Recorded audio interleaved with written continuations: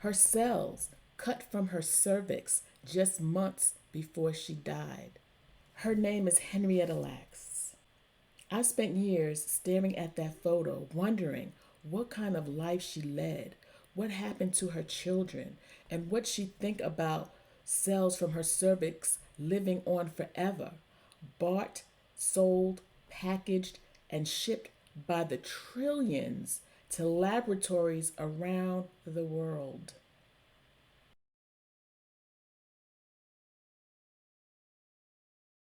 What kind of cells do you have? I've been reading a New York Times bestseller book by Rebecca Skloot. It's called The Immortal Life of Henrietta Lacks. Some of you may have heard of Henrietta Lacks, and others of you may not have. Although I heard mention of Henrietta Lacks, I wanted to do a deeper dive into her life because I think it's important to know how many of the products people use today can contain some of Henrietta's cells. I'm going to spend the next few weeks reading and recording this book. And if you're interested in learning about Henrietta Lacks, we can have a live discussion about it. I checked this book out from my public library, and I'm sure your library will have it too. If you have a library card, it won't cost you anything except your time and the expansion of your consciousness. Today I'm going to read you a few words about the book and the prologue, so be sure to let me know if you're interested in reading the books and your thoughts so far. So let's get into it.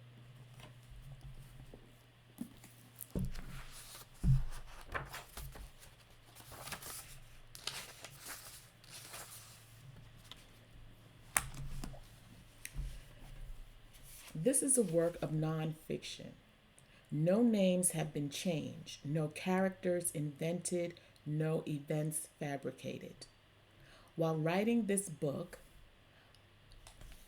Rebecca Skloot wrote this book, I conducted more than 1,000 hours of interviews with family and friends of Henrietta Lacks, as well as with lawyers, ethicists, scientists, and journalists who have written about the Lacks family. I also relied on extensive archival photos and documents, scientific and historical research, and the personal journals of Henrietta's daughter, Deborah Lacks. I've done my best to capture the language with which each person spoke and wrote. Dialogue appears in native dialects. Passages from diaries and other personal writings are quoted exactly as written. As one of Henrietta's relatives said to me, if you're pretty up how people spoke and changed the things they said, that's dishonest. It's taking away their lives, their experiences, and their selves. In many places, I've adopted the words interviewees used to describe their worlds and experiences. In doing so, I've used the language of their times and backgrounds, including words such as colored. Members of the Lacks family often referred to Johns Hopkins as John Hopkins, and I've kept their usage when they're speaking. Anything written in the first person in Deborah Lacks' voice is a quote of her speaking, edited for length and occasionally clarity. Since Henrietta Lacks died decades before I began writing this book, I relied on interviews, legal documents, and her medical records to recreate scenes from her life.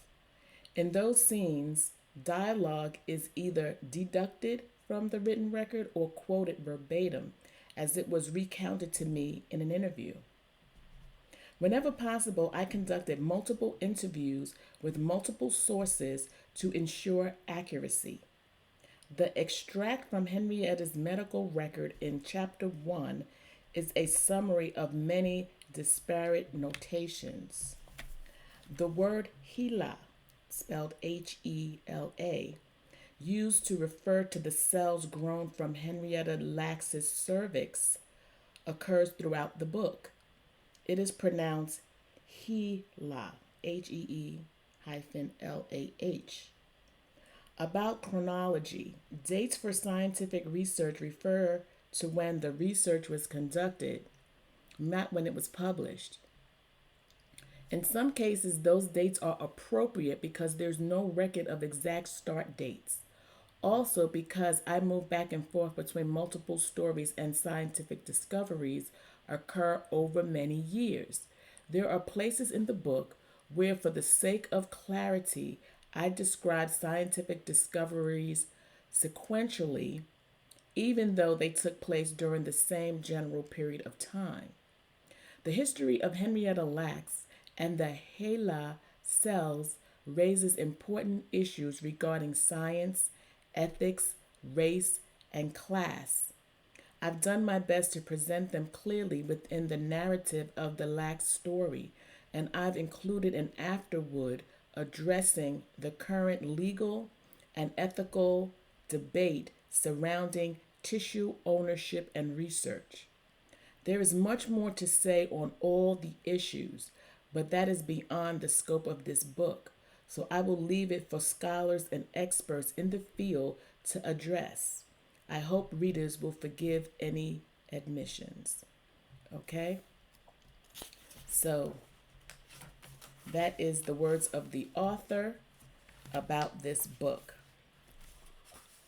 So there's a quote here. It says, "We must not see any person as an abstraction.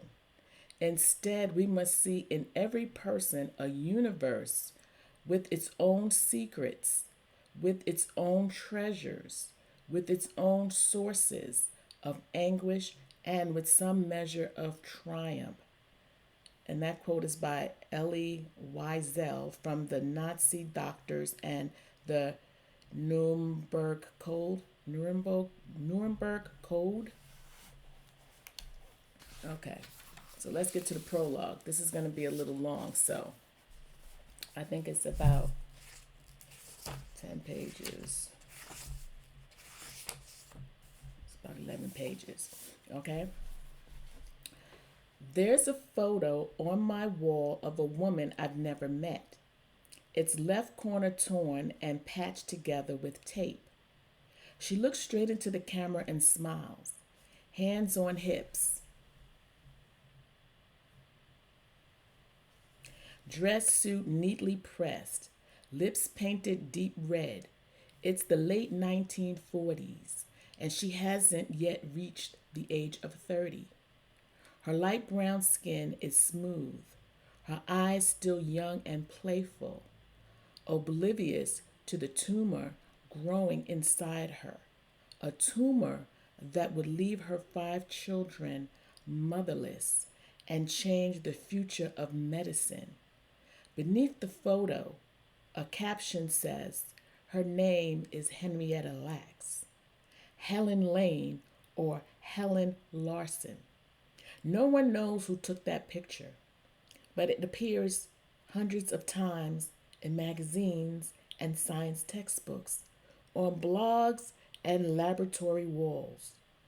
She's usually identified as Helen Lane, but often she has no name at all. She's simply called HeLa, the code name given to the world's first immortal human cells. Her cells cut from her cervix just months before she died. This is bringing tears to my eyes already. Her name is Henrietta Lacks. I spent years staring at that photo, wondering what kind of life she led, what happened to her children, and what she'd think about cells from her cervix living on forever, bought, sold, packaged, and shipped by the trillions to laboratories around the world. I've tried to imagine how she'd feel knowing that her cells went up in the first space missions to see what would have happened to human cells in zero gravity, or that they helped with some of the most important advances in medicine, the polio vaccine, chemotherapy, cloning, gene mapping, and virtual fertilization. I'm pretty sure that she, like most of us, would be shocked to hear that there are trillions more of her cells growing in laboratories now than there ever were in her body. There's no way of knowing exactly how many of Henrietta's cells are alive today. One scientist estimates that if you could pile all HeLa cells ever grown onto a scale, they'll weigh more than 50 million metric tons, an inconceivable number given that an individual cell weighs almost nothing. Another scientist calculated that if you could lay all HeLa cells ever grown end to end, they'd wrap around the Earth at least 3 times, spanning more than 350 million feet. In her prime, Henrietta herself stood only a bit over 5 feet tall. I first learned about HeLa cells and the woman behind them in 1988, 37 years after her death, when I was 16 and sitting in a community college biology class. My instructor, Donald Deffler, a snobbish, balding man, paced at the front of the lecture hall and flipped on an overhead projector. He pointed to 2 diagrams that appeared on the wall behind him. They were schematics of the cell reproduction cycle, but to me they just looked like neon-colored mess of arrows, squares, and circles with words I didn't understand, like MPF, triggering a chain reaction of protein activations. I was a kid who failed freshman year at the regular public high school because she never showed up. I transferred to an alternative school that offered dream studies instead of biology. So I was taking Defler's class for high school credit, which meant that I was sitting in a college lecture hall at 16 with words like mitosis and kinase inhibitors flying around. Kinase inhibitors flying around? I was completely lost. Do we have to memorize everything on those diagrams? One student yelled. Yes, Defler said. We had to memorize the diagrams, and yes, they'd be on the test. But that didn't matter right then. What he wanted us to understand was that cells are amazing things. There are about 100 trillion of them in our bodies, each so small that several thousand could fit on the period at the end of this sentence. They make up all our tissues, muscle, bone, blood, which in turn make up our organs. Under the microscope, a cell looks a lot like a fried egg. It has a white, the cytoplasm, that's full of water and proteins to keep it fed, and a yolk, the nucleus, that holds all the genetic information that makes you you. The cytoplasm buzzes like a New York City street. It's crammed full of molecules and vessels endlessly shuttling enzymes and sugars from one part of the cell to another, pumping water, nutrients, and oxygen in and out of the cells. All the while, little cytoplasmic factories work 24/7, cranking out sugars, fats, proteins, and energy to keep the whole thing running and feed the nucleus. The nucleus is the brains of the operation. Inside every nucleus, within each cell in your body, there's an identical copy of your entire genome. That genome tells cells when to grow and divide and make sure they do their jobs, whether that's controlling your heartbeat or helping your brain understand the words on this page or the words that I'm reading to you. Defla paced the front of the classroom telling us how mitosis, the process of cell division, makes it possible for embryos to grow into babies and for our bodies to create new cells for healing wounds or replenishing blood we've lost. It was beautiful, he said, like a perfectly choreographed dance. All it takes is one small mistake anywhere in the division process for cells to start growing out of control, he told us. Just one enzyme misfiring, just one wrong protein activation, and you could have cancer. Mitosis goes haywire, which is how it spreads. We learned that by studying cancer cells in culture, Defla said. Defla said, we learned that by studying cancer cells in culture.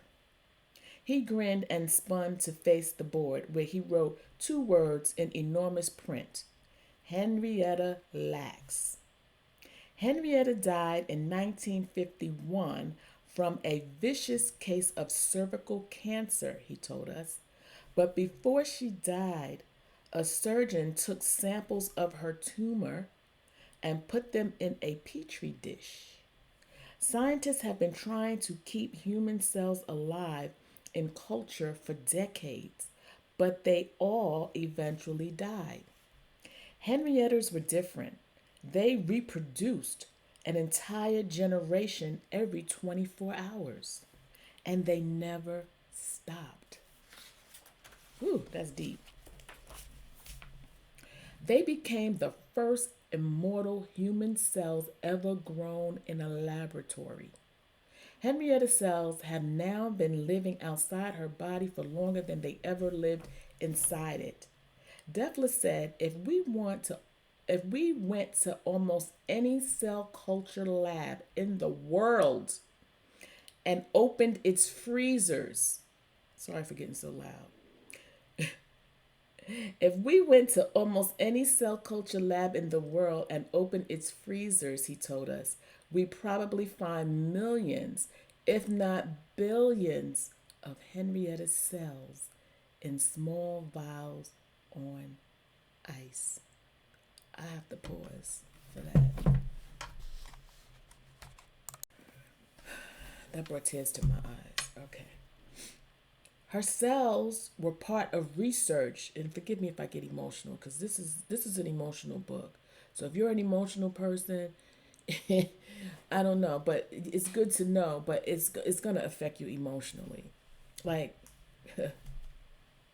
in every lab, culture lab in the world. Her cells were part of research into the genes that cause cancer and those that suppress it. They help develop drugs for treating herpes, leukemia, influenza, hemophilia, and Parkinson's disease. And they've been used to study lactose digestion, sexually transmitted diseases, appendicitis, human longevity, mosquito mating, and the negative cellular effects of working in sewers. Their chromosomes and proteins have been studied with such detail and precision that scientists know their every quirk. Like guinea pigs and mice, Henrietta's cells have become the standard laboratory workhorse. HeLa cells were once the most important things that happened to medicine in the last 100 years, Defla said. Then, matter of factly, almost as an afterthought, he said she was a black woman. He erased her name in one flash swipe and blew the chalk from his hands. Class was over. As the other students filed out of the room, I sat thinking, that's it? That's all we get? There has to be more to the story. I followed Defla to his office. Where was she from, I asked. Did she know how important her cells were? Did she have any children? I wish I could tell you, he said, but no one knows anything about her. After class, I ran home and threw myself onto my bed with my biology textbook. I looked up cell culture in the index, and there she was, a small parenthetical. In culture, cancer cells can go on dividing indefinitely if they have a continual supply of nutrients and thus are said to be immortal. A striking example is the cell line that has been reproducing in culture since 1951. Cells of this line are called HeLa cells because their original source was a tumor removed from a woman named Henrietta Lacks. That was it. I looked up HeLa in my parents' encyclopedia, then my dictionary. No Henrietta. As I graduated from high school and worked my way through college toward a biology degree, HeLa cells were omnipresent. I heard about them in histology, numerology, pathology. I used them in experiments on how neighboring cells communicate. But after Mr. Defler, no one mentioned Henrietta. When I got my first computer in the mid 90s and started using the internet, I searched for information about her, but found only confused snippets. Most sites said her name was Helen Lane. Some said she died in the 30s, others said the 40s, 50s, or even 60s. Some said ovarian cancer killed her, others said breast cancer or cervical cancer. Eventually, I tracked down a few magazine articles about her from the 70s. Ebony quoted Henrietta's husband saying, that's Ebony magazine, all I remember is that she had this disease. And right after she died, they called me in the office wanting to get my permission to take a sample of some kind. I decided not to let them. Jet magazine said the family was angry that Henrietta's cells were being sold for $25 a vial, and angry that articles have been published about the cells without their knowledge. It said pounding in the back of their head. It said pounding in the back of their heads was a gnawing feeling that science and the press had taken advantage of them. The articles ran photos of Henrietta's family, her eldest son sitting at his dining room table in Baltimore looking at a genetics textbook. Her middle son in the military uniform smiling and holding a baby, but one picture stood out more than any other. In it, Henrietta's daughter, Deborah Lacks, is surrounded by family, everyone smiling, arms around each other, eyes bright and excited, except for Deborah. She stands in the foreground looking alone, almost as if someone pasted her into the photo after the fact. She's 26 years old and beautiful, with short brown hair and cat like eyes, but those eyes glare at the camera hard and serious. The caption said the family had found out just a few months earlier that Henrietta's cells were still alive. Yet at that point, she'd been dead for 25 years. All of the stories mentioned that scientists had begun doing research on Henrietta's children, but the Laxes didn't seem to know what that research was for. They said they were being tested to see if they had the cancer that killed Henrietta.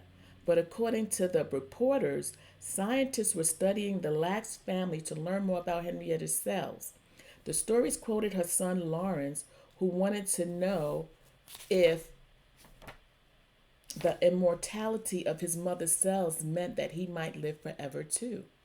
But one member of the family remained voiceless, Henrietta's daughter Deborah.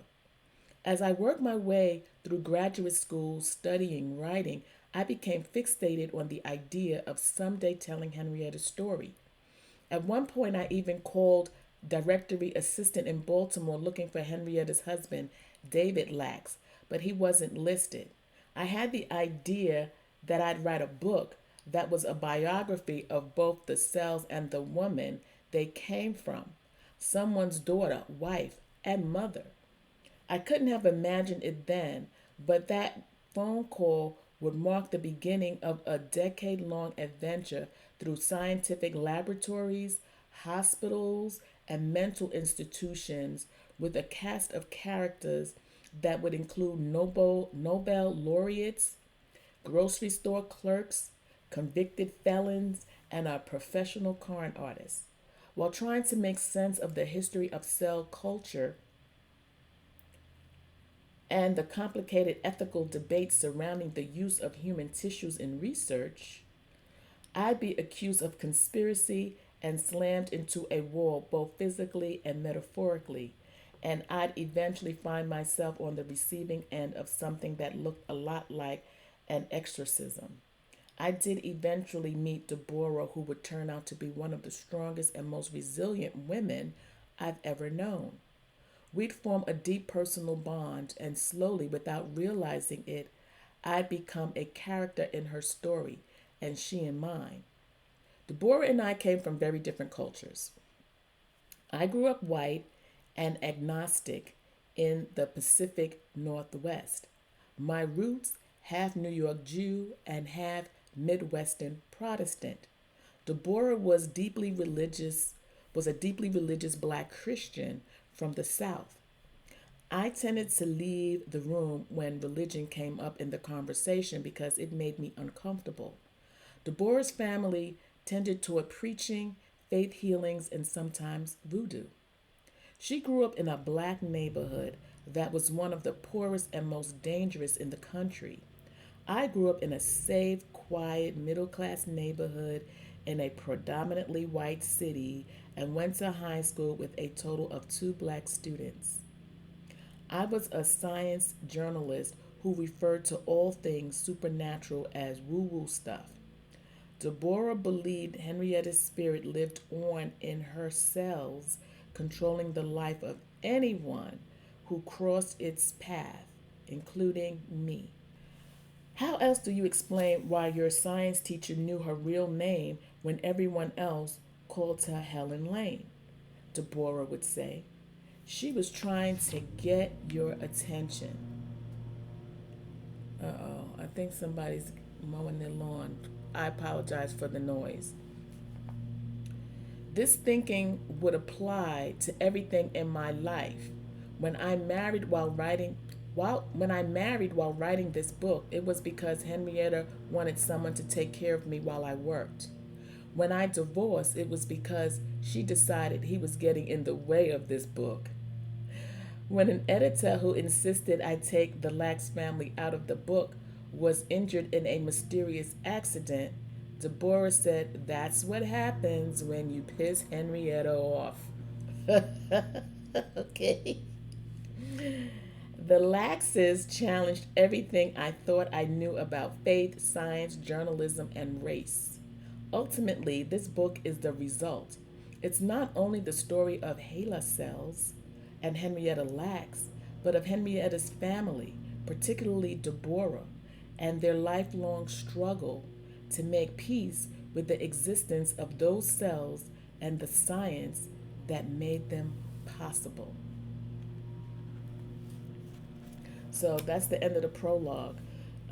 Chapter 1 is going to talk about Deborah's voice. Oh no, let me read this. Okay, because that's not chapter 1. Let me read about Deborah's voice. When people ask, and it seems like people always been asking to where I can't never get away from it, I say, yeah, that's right. My mother's name was Henrietta Lacks. She died in 1951.